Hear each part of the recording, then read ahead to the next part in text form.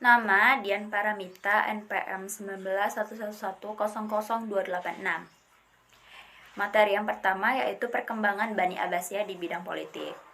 Proses pembentukan negara Bani Abbasiyah ditandai dengan adanya gerakan-gerakan perlawanan untuk melawan kekuasaan dinasti Bani Umayyah. Gerakan-gerakan tersebut mengalami keberhasilan sehingga pada akhirnya kekuasaan dinasti Bani Umayyah pada tahun 132 Hijriyah dengan terbunuhnya khalifah terakhir yaitu Marwan bin Muhammad di Fustat, sehingga berdirilah kekuasaan dinasti Bani Abbasiyah. Dinasti ini berhasil berkuasa selama lebih kurang 6 abad, yang didirikan oleh Abul Abbas As-Saffah dibantu dengan yang lainnya.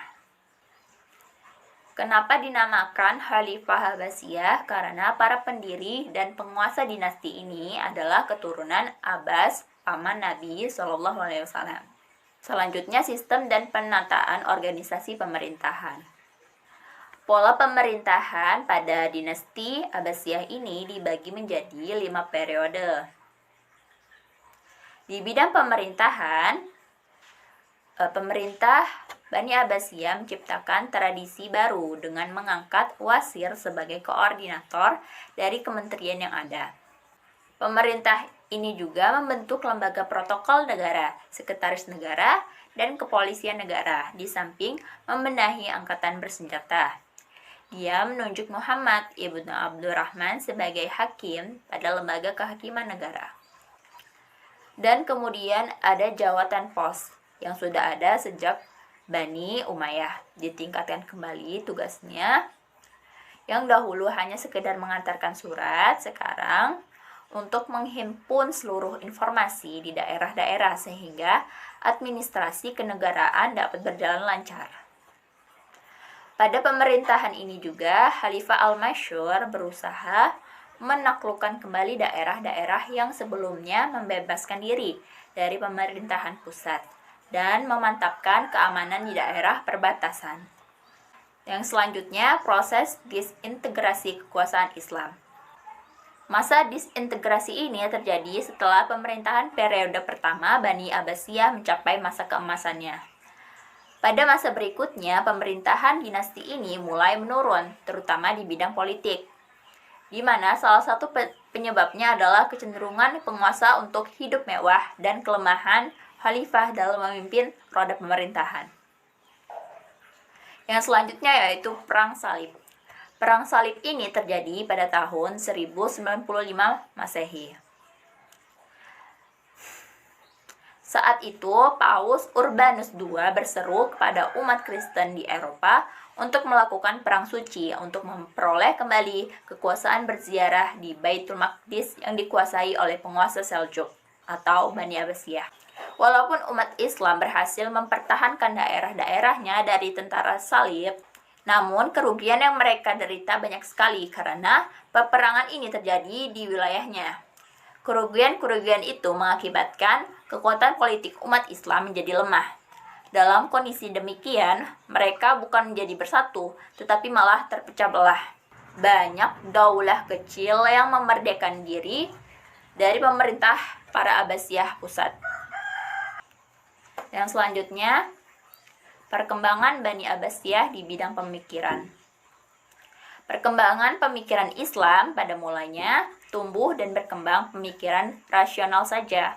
Namun kemudian berkembang pula pola pemikiran tradisional, yaitu pola pemahaman yang mengandalkan pemahaman para ulama masa lalu untuk menghadapi permasalahan-permasalahan yang dihadapi pada masanya. Aktivitas pemikiran Islam pada masa dinasti Abbasiyah mencapai kemajuan peradaban pada masa 7 khalifah, yaitu Al-Mahdi, Harun al-Rashid, Al-Makmum, Mu'tahsin, Al-Wasi, dan Al-Mutawakkil. Di bidang filsafat lahir para tokoh terkenal, antara lain Al-Farabi banyak menulis buku tentang filsafat, logika jiwa, kenegaraan, etika, dan interpretasi terhadap filsafat Aristoteles. Ibnu Sina juga banyak mengarang buku tentang filsafat. Yang terkenal diantaranya ialah Ashifa, kemudian Ibnu Rus yang di barat lebih dikenal dengan nama Averroes. Banyak berpengaruh di barat dalam bidang filsafat. C. Perkembangan Bani Abbasiyah di bidang ekonomi. Daerah yang sangat subur berada di bataran tepian sungai ke selatan, Sungai Sawat, yang menumbuhkan berbagai jenis buah dan sayuran yang tumbuh di daerah panas maupun dingin. Kacang, jeruk, terong, dan beragam bunga seperti bunga mawar dan bunga violet juga tumbuh subur. Usaha-usaha tersebut sangat besar pengaruhnya dalam meningkatkan perdagangan dalam dan luar negeri akibat khalifah-khalifah dagang kaum muslimin melintas segala negeri dan kapal-kapal dagangnya mengarungi 7 lautan. Perkembangan pertanian maju pesat pada awal pemerintahan dinasti Abbasiyah dikarenakan pusat pemerintahannya berada di daerah yang sangat subur dan di tepi sungai yang dikenal dengan nama Syawat. Pertanian merupakan sumber utama pemasukan negara dan pengolahan tanah hampir sepenuhnya dikerjakan oleh penduduk asli yang statusnya mengalami peningkatan pada masa rezim baru. Tanaman asal Irak terdiri dari gandum, padi, kurma, wijen, kapas, dan rami. Pada masa Al-Mahdi, perekonomian mulai meningkat dengan peningkatan di sektor pertanian melalui irigasi dan peningkatan hasil pertambangan seperti perak, emas, tembaga, dan besi. Terkecuali itu dagang transit antara timur dan barat juga banyak membawa kekayaan dengan Basrah menjadi pelabuhan yang penting. Lalu perkembangan Abbasiyah di bidang ilmu pengetahuan. Yang pertama, proses pengembangan ilmu pengetahuan. Perkembangan ilmu pengetahuan dan teknologi mencapai puncak kejayaan pada masa pemerintahan Harun ar-Rasyid. Kemajuan intelektual pada waktu itu setidaknya dipengaruhi dua hal, yaitu terjadinya asimilasi antara bangsa Arab dan bangsa-bangsa lain yang lebih dahulu mengalami perkembangan dalam ilmu pengetahuan. Pengaruh Persia pada saat itu sangat penting di bidang pemerintahan. Selain itu, mereka banyak berjasa dalam perkembangan ilmu filsafat dan sastra, sedangkan pengaruh Yunani masuk melalui terjemahan-terjemahan dalam banyak bidang ilmu, terutama filsafat. Gerakan terjemah pada masa dahulu itu usaha penerjemah kitab-kitab asing dilakukan dengan giat sekali. Pengaruh gerakan terjemah terlihat dalam perkembangan ilmu pengetahuan, terutama di bidang astronomi, kedokteran, filsafat, dan sejarah. Bidang filsafat, Al-Kindi, Al-Farabi, Ibnu Bajjah, Ibnu Tufail, Ibnu Sina, Al-Ghazali, dan Ibnu Rashid. Lalu bidang kedokteran, Jabir Ibnu Hayyan, Hunain bin Ishaq, Tabib bin Qurra, dan Ar-Razi. Bidang matematika, Umar Al-Faruqan, dan Al-Khawarizmi.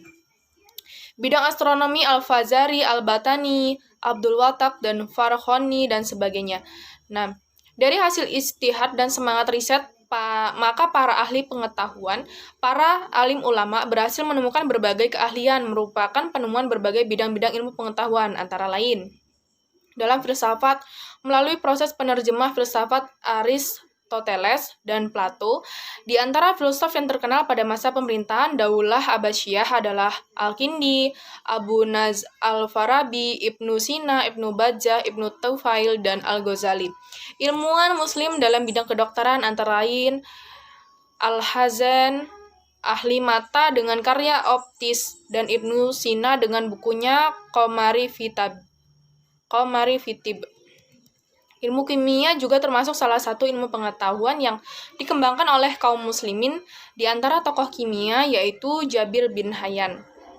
Lalu dalam matematika, ilmuwan yang terkenal sampai sekarang seperti Al-Khawarizmi, Al-Farqani, dan Al-Biruni. Al-Khawarizmi dengan bukunya Al-Jahr dan Al-Muqallabah yang merupakan buku pertama sesungguhnya ilmu pasti yang sistematis. Dari buku inilah berasal istilah aljabar dan logaritma dalam matematika. Bahkan kemajuan ilmu matematika yang dicapai pada masa ini telah menyumbangkan pemakaian angka-angka Arab dalam matematika.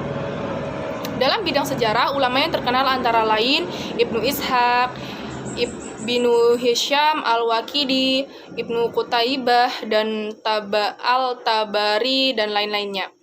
Dalam bidang ilmu bumi dan geografi, ulama yang terkenal yaitu Al-Yaqubi dengan karyanya Al-Buldan, Ibnu Kharzabah dengan bukunya Al-Mawalik Al-Mawalik, dan Hisham Al-Qalbi yang terkenal pada abad ke-9 Masehi, khususnya dalam studi mengenai bidang kawasan Arab. Lalu bidang astronomi, tokoh astronomi Islam pertama adalah Muhammad Al-Fazari dan dikenal sebagai pembuat astrolab atau alat yang dipergunakan mempelajari ilmu perbintangan yang pertama di kalangan muslim. Selain Al-Fazani, ahli astronomi dalam Islam bermunculan di antaranya adalah Muhammad bin Musa Al-Khawarizmi, Al-Furghani, Al-Batiani, Al-Biruni, Abdurrahman Asy-Syufi II. Lalu lembaga-lembaga pengembangan ilmu pengetahuan. Dalam bidang pendidikan, misalnya di awal Islam, lembaga pendidikan sudah mulai berkembang ketika itu. Lembaga pendidikan terdiri dari 2 tingkat. Yang pertama, Maktab, Kutab, dan Masjid, yaitu lembaga pendidikan tempat terendah, tempat anak-anak mengenal dasar-dasar bacaan, hitungan, tulisan, dan tempat para remaja belajar dasar-dasar ilmu agama seperti tafsir, hadis, fikih, dan bahasa. Yang kedua yaitu tingkat pendalaman, di mana para pelajar yang ingin memperdalam ilmunya pergi keluar daerah menuntut ilmu kepada seseorang atau beberapa orang ahli dalam bidangnya. Masing-masing pada umumnya ilmu yang dituntut adalah ilmu-ilmu agama, pengajarannya berlangsung di masjid-masjid atau di rumah-rumah ulama bersangkutan. Bagi anak penguasa pendidikan bisa langsung di istana atau di rumah penguasa tersebut dengan memanggil ulama ahli ke tempat tinggal mereka. Lalu lembaga-lembaga ini kemudian berkembang pada masa pemerintahan Bani Abbasiyah dengan berdirinya perpustakaan dan akademik. Perpustakaan pada masa itu lebih merupakan sebuah universitas karena di samping terdapat kitab-kitab di sana, orang juga dapat membaca, menulis, dan berdiskusi. Perkembangan lembaga pendidikan itu terjadi perkembangan dan kemajuan ilmu pengetahuan. Hal ini sangat ditentukan oleh perkembangan bahasa Arab, baik sebagai bahasa administrasi yang berlaku sejak zaman Bani Umayyah maupun sebagai bahasa ilmu pengetahuan. Bani Abbasiyah di bidang seni budaya. Seni budaya pada masa kekhalifahan Abbasiyah telah ada semenjak dinasti ini berdiri. Sebagai lanjutan dari kekuasaan Bani Umayyah, kemudian seni budaya di masa ini terus mengalami perkembangan. Begitu pesat pada periode pertama Bani Abbasiyah pada tahun 750 sampai 847 Masehi. Pada kala itu dipengaruhi oleh budaya Arab dan Persia.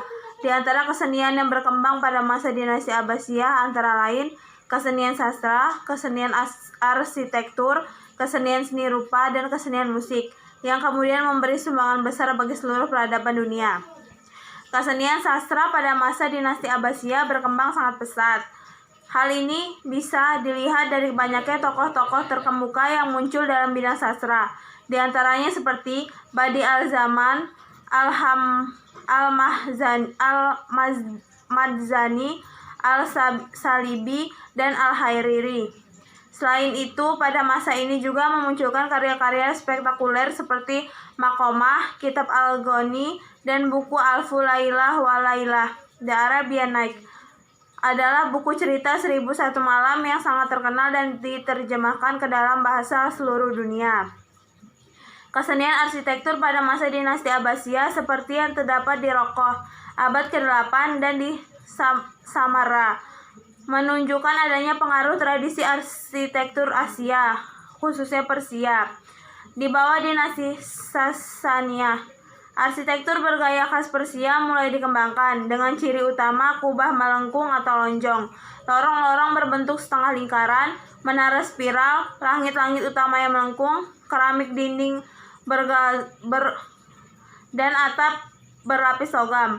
Model tersebut merupakan salah satu ciri paling kuat dalam perkembangan arsitektur periode Abbasiyah. Larangan kalangan teolog terhadap semua bentuk Presentasi seni rupa tidak cukup kuat menghentikan perkembangan seni rupa dalam sejarah Islam dibandingkan larangan Al-Quran yang lebih tegas terhadap minuman keras. Pada masa dinasti Abbasiyah, seni rupa sangat berkembang mulai dari seni rancang, warna dan dekorasi, seni porselen, hingga seni kaligrafi. Istana Khalifah di Baghdad dibanding dengan di Damaskus, melahirkan sejumlah pemain lute, penyanyi, dan komposer terkenal. Penyebab kemunduran dan kehancuran Bani Abbasiyah. Menurut W. Montgomery Watt, bahwa beberapa faktor yang menyebabkan kemunduran pada masa Daulah Bani Abbasiyah adalah sebagai berikut. Yang pertama, luasnya wilayah kekuasaan Daulah Abbasiyah, sementara komunikasi pusat dengan daerah sulit dilakukan. Bersamaan dengan itu, di tingkat saling percaya di kalangan para penguasa dan pelaksana pemerintah sangat rendah. Yang kedua, dengan profesionalisasi angkatan bersenjata, ketergantungan khalifah kepada mereka sangat tinggi. Dan yang ketiga, keuangan negara sangat sulit karena biaya yang dikeluarkan untuk tentara bayaran sangat besar. Selain itu, banyak faktor yang menyebabkan Khalifah Abbasiyah menjadi mundur. Masing-masing faktor tersebut saling berkaitan satu sama lain. Beberapa di antaranya, yang pertama, persaingan antara bangsa. Daulah Abbasiyah didirikan oleh Bani Abbas yang bersekutu dengan orang-orang Persia. Persekutuan dilatar belakangi oleh persamaan nasib kedua golongan itu pada masa Bani Umayyah berkuasa. Keduanya sama-sama tertindas. Selain Khalifah Abbasiyah berdiri, dinasti Bani Abbas tetap mempertahankan persekutuan itu. Meskipun demikian, orang-orang Persia tidak merasa puas. Mereka menginginkan sebuah dinasti dengan raja. Yang kedua, pegawai dari Persia pula. Sementara itu, bangsa Arab beranggapan bahwa darah yang mengalir di tubuh mereka adalah darah ras istimewa dan mereka menganggap rendah bangsa non-Arab di dunia Islam. Setelah Al-Mutawakkil, seorang khalifah yang lemah, naik tahta, dominasi tentara Turki tak terbendung lagi. Sejak itu kekuasaan Bani Abbas sebenarnya telah berakhir. Kekuasaan berada di tangan orang-orang Turki. Posisi ini kemudian direbut oleh Bani Buai, bangsa Persia pada periode ketiga, dan selanjutnya beralih kepada dinasti Saljuk pada periode keempat. Yang ketiga, kemerosotan ekonomi. Khalifah Abbasiyah juga mengalami kemunduran di bidang ekonomi bersamaan dengan kemunduran di bidang politik. Pada periode pertama, pemerintahan Bani Abbas merupakan pemerintahan yang kaya. Dana yang masuk lebih besar dari yang keluar, sehingga Baitul Mal penuh dengan harta. Setelah Khalifah memasuki periode kemunduran, pendapat negara menurun, sementara pengeluaran meningkat lebih besar. Menurunnya pendapatan negara itu disebabkan oleh semakin menyempitnya wilayah kekuasaan. Banyaknya terjadi kerusuhan yang mengganggu perekonomian rakyat.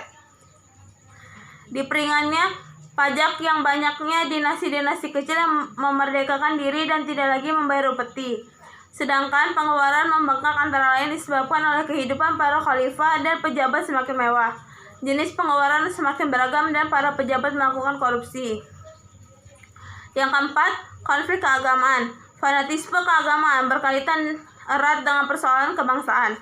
Konflik yang dilatar belakangi agama tidak terbatas pada konflik antara Muslim dan Zidnik atau Ahlus Sunnah dengan Syiah saja, tetapi juga antar aliran dalam Islam.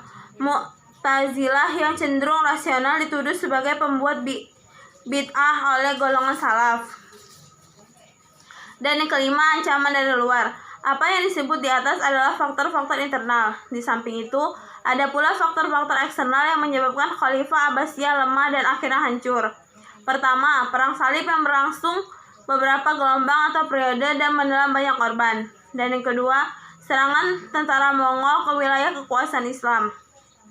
Sebagaimana telah disebutkan, orang-orang Kristen Eropa terpanggil untuk ikut berperang setelah Paus Urbanus II pada tahun 1088 sampai 1099 Masehi mengeluarkan fatwanya. Perang salib itu juga membakar semangat perlawanan orang-orang Kristen yang berada di wilayah kekuasaan Islam. Namun, di antara komunitas-komunitas Kristen Timur, hanya Anemia dan Manorit Lebanon yang tertarik dengan perang salib dan melibatkan diri dalam tentara salib itu.